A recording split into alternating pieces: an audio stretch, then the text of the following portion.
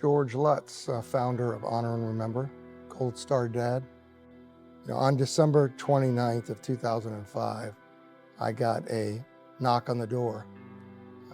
Two very somber, uniformed officers were at my house early in the morning and brought me 5 very simple words.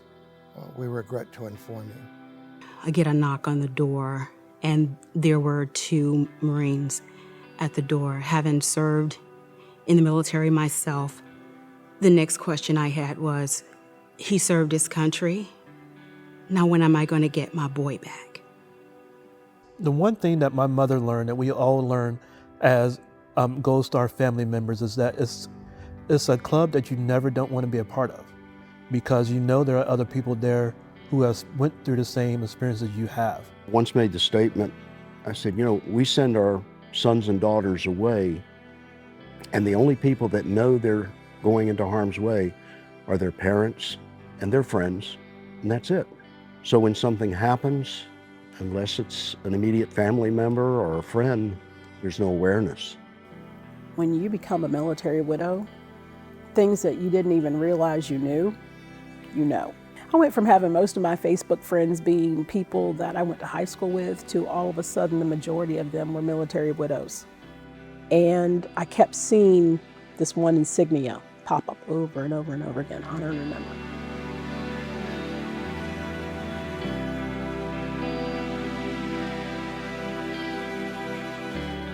One of the things that I saw in this process was that a lot of families do things to remember their loved one. They're focused on their individual loss, and they're doing everything they can to make sure that their loved one is not forgotten by name. There's sections of Arlington, the older sections of Arlington, that say, there's gravestones there that say unknown. They're the only people in Arlington that are dead, because you can't say their name. Really, I came to the conclusion that something needed to exist. And I thought that it needed to be a symbol, a specific way that we could all, because if you think about flags, we have flags for everything in this country. But we never had a flag that specifically and poignantly recognizes the sacrifice of the men and women who give us the right and the ability to fly every other flag.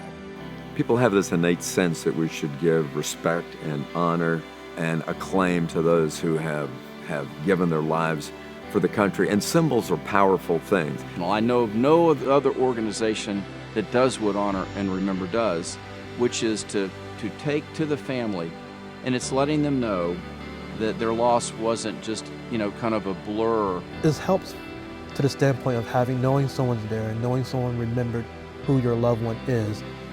And from that standpoint, from that flag, the meaning of the flag, they know exactly what you're going through. Receiving the flag was something very special, and it kept our son alive. It made us feel like we weren't alone too. I also served on a burial detail when I served in the Army. So I have a front row seat to what it means to lay our fellow soldiers to rest. And when we received our flags that were draped over our son's coffin, that flag was to never be touched again. Receiving the Honor and Remember flag was the next best thing. When you start getting a little bit further out from the initial shock of everything, you start looking at all the things that have been sent to you. But this was different. It was something that wanted to remind people they mattered, that the service member mattered, that the family mattered. And it was a small way to give them something. Our family is complete. That's not the case with many. And Honor and Remember uniquely and effectively addresses that by acknowledging and honoring, remembering their loved one. I think it's important for companies that support the military especially. Just supporting the military is just part of the circle. You know, part of the circle is we end up with wounded warriors and we end up with families of the fallen. The Honor and Remember flag is so important because it gives us an opportunity as citizens to say thank you in a very pointed and poignant way. Through the Honor and Remember organization, we have created a way to personalize the flag. And so we are able to gift that flag personally to family members who have lost loved ones. We have gifted nearly 5,000 flags since our existence started, but we could use help. So helping us to reach those families who have given that ultimate sacrifice is another important way. And of course, we need funding.